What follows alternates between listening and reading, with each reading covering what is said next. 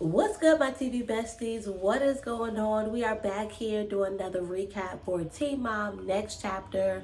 Make good choices, and I hope y'all are making good choices, okay? So I hope y'all are doing good. Hope y'all are feeling great, doing good, staying positive, you know, because we just all on the up and up, you know? Welcome back to all my orders but goodies. Welcome if you are new. Stick around for a little bit. Catch a couple videos, you know. See if you like it, girl. You know, subscribe to the channel. We're working on getting 100 subscribers here. So 5 likes on the video is all I ask as well. Definitely, you know, help your girl out here. But getting on into this recap, we're not going to waste any time. Cause your girl like to talk. Y'all already know. Y'all already know what's going on. But y'all, I mean, did we not feel like a lot of stuff were like, we were just piled on with a lot this episode? Like, so y'all, first off, broke my little heart. They messed up my whole little prediction last week because I predicted that, you know, this whole, you know, snippet thing for Tyler, like it was gonna, you know, they were gonna forget about it. They were not gonna go through with it, but no. Tyler just needed a second, you know, to get his nerves, and he was ready to follow through with getting them things snipped. And he went through with it, y'all. Like, there are officially no more kids. No more kids in the game. That is it. I think really like I really feel like with this next chapter, I really feel like for the most part, I'm feeling the shift. I'm feeling the next chapter in their lives. Like, you know, with Tyler and Caitlin, their next chapter is being done, not having any more kids, and seeing, you know, what that looks like, you know, just raising, you know, the 3 girls from here on. And what other goals do they have? Like, is there a children's clothing store, you know, still open? Is that something that they're still doing? I'm not sure. Y'all definitely let me know down below if anybody necessarily knows, but that's their next chapter. And then as well, continuing to set boundaries, you know, with their family, with their parents. You know, both of their parents have Caitlin's mom, April, I think it's Bud, Tyler's dad have, you know, substance abuse. So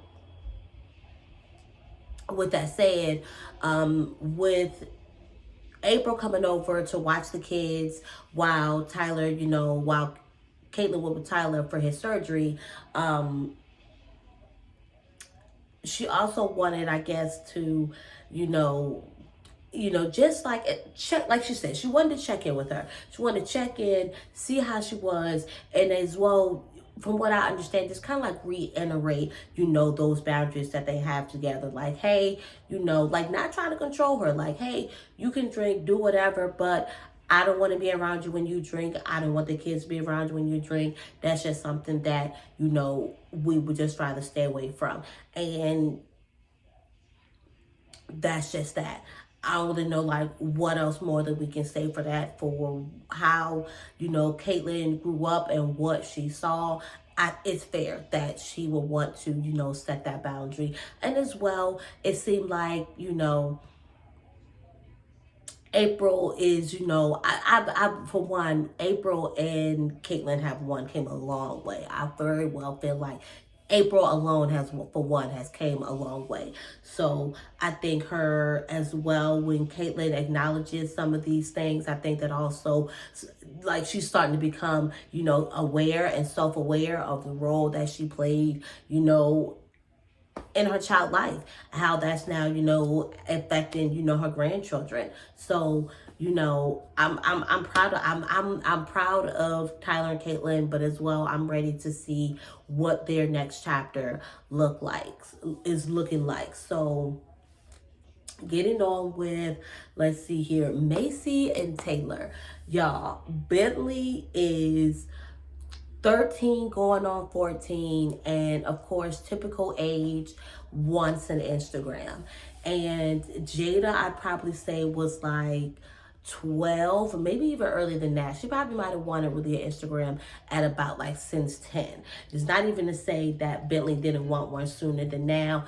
It's just like coming up here, and he's kind of like getting of certain age. So it's that, we know what social media is like. It's brutal out there, like every day I'm, triggered. I ain't gonna say triggered by, you can easily like get sucked in by all these scammers and spammers, in your inbox, trying to make it seem like they can just give you $1 without you really doing any work for it, so and even for someone who's like in a, just in a vulnerable place where, just like a, just a quick little couple of bucks right here, will solve anything. Like, you really have to like snap out of that and really be like, hey, this too good to be true. I don't need to fall victim. People are falling victim to this stuff every day.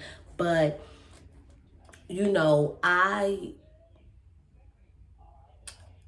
I think for me, while like, for one, our lifestyles are like, for one, completely totally different. Obviously, I'm worried about predators, things like that. But as well, I knew that I was going to have access the moment that she wanted to have social media. Like, I need to have access to this account. I need to know like what's going on. Her dad, more of like, nope, he wanted her to wait till she was 12. So I'm like, hey, that's what daddy said. That's what's gonna flow, da da da. Now she ended up getting it like a little bit before like turning 12, but I really, really think it's really just all about your child, knowing your child, their level of maturity. And we do have that trust with Jada. And there is a level of maturity with Jada that we feel like she could handle. But as well, like I said, I have access to that account. So just like, when, I don't know about Androids, but with Apple, if you have more than one Instagram, they can literally just be all right there for you from the app. So all I gotta do is just tap on through, and I let her have her privacy for the most part, because I have my Instagram notifications on. Unfortunately, I get her notifications too. But like I said, it's a trust level, so I manage how I handle in a certain way how I go about with trying to get information if I did want, to know something. And as well, Jada is very upfront, about a lot of things. So it's just to say that like she talks, like she's open to talk about kind of like almost whatever. So again, but again, I have a simple, normal, like, old smegular, regular life. Bentley over here is a kid who has been, has been on TV since the day that he was born, and so forth and so forth. So the magnitude of the people that's going to want access to him is by far the magnitude of the people who want access to my child. So their level of scare is way more maximized than what mine is. But at the same time, I can just totally get it with just the hitting that next level of my child growing up, my child wanting to be out there with the world, this fake, world, as they call it, because they say social media is not real, everybody said this people's opinion. So that's their next chapter. Like, even like when we're looking at the kids when they were golfing, like Maverick, I was like, Maverick was just like a little thing, and he looks like he just done grown so much. Like, their next chapter for me is just now that level of that next chapter. I feel like for like the kids, that next chapter of, they've been through, where Maverick is, where their middle child is, forgive me because I can't remember her name. They have to go through the teenage years. That's something new. That's their next chapter for me, and just dealing with that, and him wanting to experience things, i.e. social media and just stuff like that. So y'all know, like, they're one of my faves. So make sure that y'all know, talk back to me. Let me know what y'all thoughts are, if you have any kids, or, even if you don't have kids, I'm, open with feedback. Not even open necessarily feedback, but, your thoughts on, get in social media and just anything we talk about tonight, y'all. Anything from this episode, of course. So getting all tongue twisted here. Kudos to Brianna though, y'all, for her next chapter. Is I feel like with them wanting to, like get in touch with their father, and like I feel like that she's reached like a level of self-awareness, like a level of her starting therapy, and just stuff like that, like her healing journey. I feel like that maybe that's what I'm basically trying to say is what her next level chapter is. And I know I love when, the girls or even, the dads, the guys can just reach out to each other and, to like get advice, on something. And she reaches out, to Caitlin in regards to, possibly, being depressed and feeling depressed. And so she does end up seeing a psychiatrist who does medically diagnoses her with bipolar depression, which apparently Roxanne is diagnosed bipolar, and as well Brittany has been diagnosed bipolar. So that's their next step. Their next step is dealing with that. Not necessarily healing from it, because it's not something that you can necessarily heal from, but as well, it's now a greater possibility that one of your kids are going to get it. How can you now like go into, I don't want to say better it, but even just to educate them on it, and just to, I don't know how I really want to put it, guys, because I really don't know what's the proper, I guess, words that I just want to use, but it is kind of, I feel like, something that they would need to be prepared for, being that this is literally, that's 2 generations that this is hit. They're so telling, it probably hit, before Roxanne's generation. So a grandparent, probably had it. So it's certain things I feel like that you have to do. There were certain things that happened in my family that happen in generation wise, and it's a conversation. Matter of fact, I had ended up kind of opening the door a little bit to Gina when we were just talking about something, but it just reminded me now that that's a conversation that I know that we need to have, so that we can be aware of, so that it's not continuing to happen again. I'm not saying that they can do something to prevent one of the kids from becoming bipolar, but they can teach them how to go. They can basically start teaching them coping skills. They can start teaching them self-healing skills, and things of that nature, meditating, starting to get counseling if they ever so needed. For one, I encourage, for one, you don't need it. Nothing has to be wrong for you to go and see a therapist, a life coach, a psychiatrist, or well, usually it's something maybe more going on if you're seeing a psychiatrist, but y'all get what I'm saying. Like, if you want to, just have a therapist, have a counselor, have a life coach, or somebody to have an outlet to be able to do that. Nothing has to be wrong. Nothing has to be going on for you to want to do that. I think that that's a very mature, grown up, and a self-aware thing to do, just to go and do that proactively. It's tough, and it definitely clearly seems like it's going to be, a tough thing that Brianna is going to get through. But I'm definitely pushing for her. She really has. So I'm not gonna lie though, some things I feel like were she might have helped caused, nonetheless, whether caused or not. Like she's definitely been through a lot, and I definitely hope that she really takes this next chapter serious on this journey, and getting that healing, so that she can be healed and better for her girls, because ultimately that's outside of herself. That's what it's for. These last 2 parents, a group of parents, just really just couldn't seem to like catch, I don't even want to say necessarily couldn't really catch even like a break, really, that is. Or like really more like Corey couldn't more or less really like catch a break.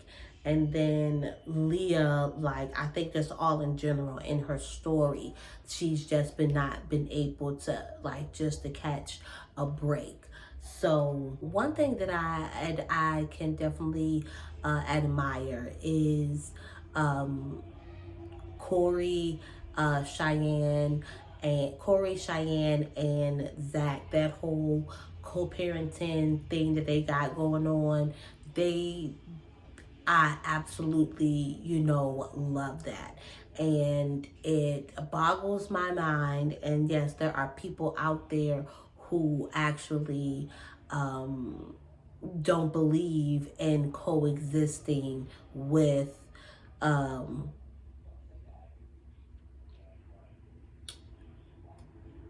coexisting and blending families, I guess, so to speak. Yeah, I think that's basically the say. So if I've lost you in basically so to speak, so let's just say, you know, me and Jada's dad clearly not together. He's married. Uh, his wife doesn't believe in us of being all together in one setting, or us being all together in one place at one time.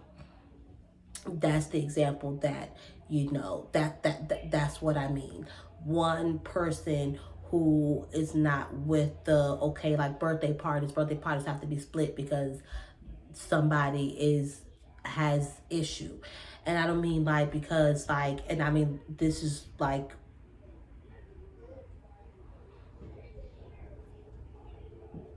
you see, I can't even get my words out because I'm trying to like make like, and I mean like when nothing's like, because you see how like Corey, Cheyenne, and them, that they had their moments, they had their time, when Corey, when Cheyenne was still trying to figure out that balance with Zach and Corey, and things got a little rough and things got ugly, whatever, cool. And then there are some circumstances where nothing happens at all, just probably just for the simple fact of you were with the person that they are with now, and boom, basically they're insecure, they have some form of insecurity, because really when I think about it, that's like what it comes down to for me. There's an insecurity there for why we all can't be all together here at one time. So I admire that they're able to do that. So with that being said,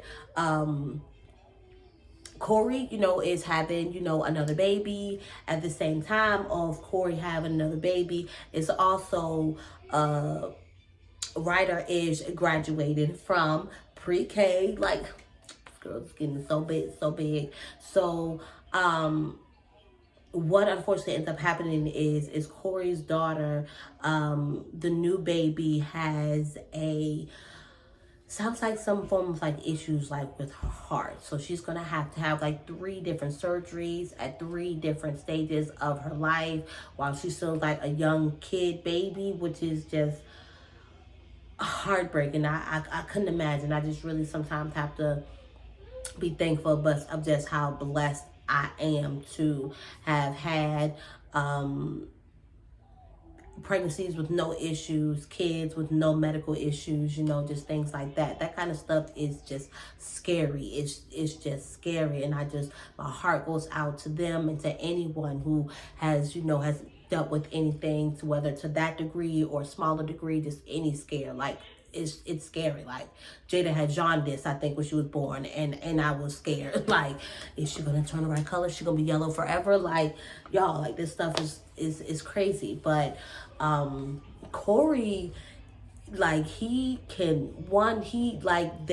Corey, Zach and Cheyenne are there, supportive. Like, he's like, I hate to put this on you. They're like, no, like, we're a family, whatever. And Zach's like, hey, you need us to take Mila, which is, Corey's and them older daughter. Like, that's what that's what a blended family, that's what this whole family thing, looks like, is when, you got something going on that, no, that's not our child, but that's our child sibling. So I'm here for you if you need us, and vice versa. Like, I just absolutely love that. And even Corey just being able to, Corey can get Daddy of the Year award. Like, I forgot, I cannot think of like his girlfriend's name or whatever right now at the time, but she ended up getting an infection. The baby ended up okay after the surgery, but she ended up getting an infection. So he's basically like torn between like so many different places. And then it's Ryder's graduation, but he still manages to, you know, even after all that, clearly his girl, she just had a baby. Her having an infection is important, but his daughter and her, graduates from pre-K is just as important. So if this does not say that it's an excuse for me, for any guy who says that they can't do the, you better go ask Corey how he did it, because it's doable. Okay, you better figure it out, because y'all, like and overall, we obviously, you know, we wish the best, you know, that everybody's okay, everybody's good, that, oh gosh, that baby, just baby Maya, I think, yeah, that's what they named the baby. The man named baby Maya. That's just scary, y'all. But like I said, Corey's such a good dad. Corey's a good dad. We got to give it to that guy. Like, the man is showing up. The guy is showing up. So Amber's getting off of probation. That's what it is, y'all. Amber's getting off of probation. Or is off of probation. By the end of this episode, basically, she's off of probation. She is, you know, wanting to go and let her hair down, not necessarily all the way down, but just down a little bit, go out with a friend, get a drink, just do something that she has not been able to do because of the stipulations of her, you know, probation.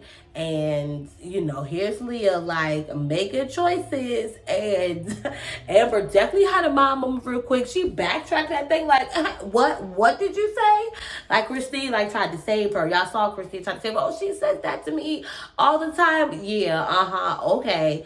What, like, sometimes y'all, like, our kids, our girls, especially these girls, they say little snide stuff real quick, and it can be sounding like little innocent, but behind it, they ain't slick. They ain't slick, because mine ain't slick. She do it all the time.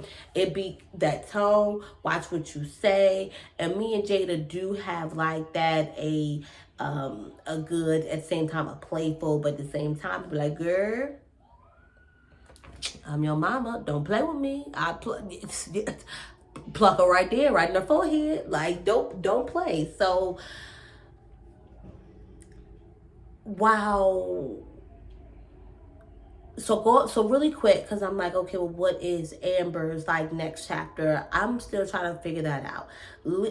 Corey and the whole Corey.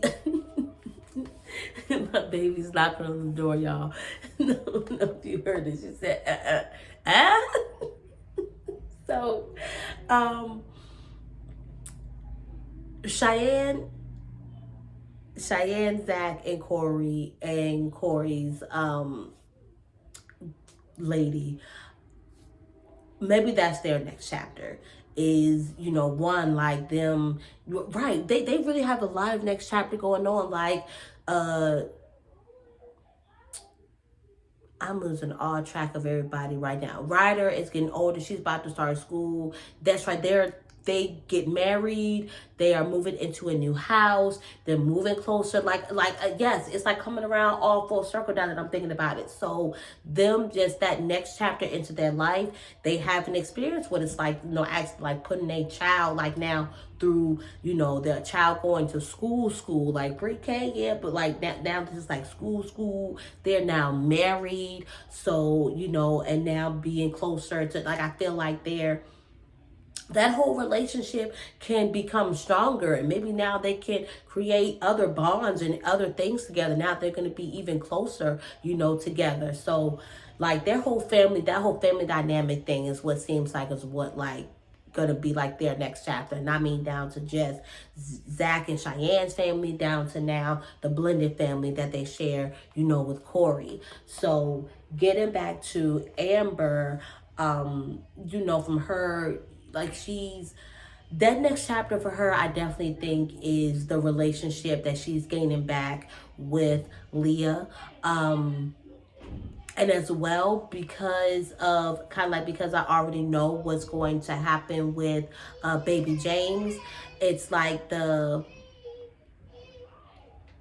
how can she handle and deal with the verdict of how things are going to happen with baby James? Because this, and it's like, it's crazy because I know you don't want to think like this could be a test for her, but it's kind of like at the same time, like her character and her unfortunately mental illness, it's like it's playing like against her, because that's all, like it's one, like it's kind of like people with, it's like our laws have like need to be changed, because some mental illnesses are just like, just like the amount of just killings and hurtings of people with mental illnesses by cops and all that. Like y'all get where I'm going with this. So that's why I'm getting as far as like some changes in laws, or like, not that they need like an exception or like, but like, I don't want to get on the all in like too deep into it, because I feel like it's gonna turn into like something else.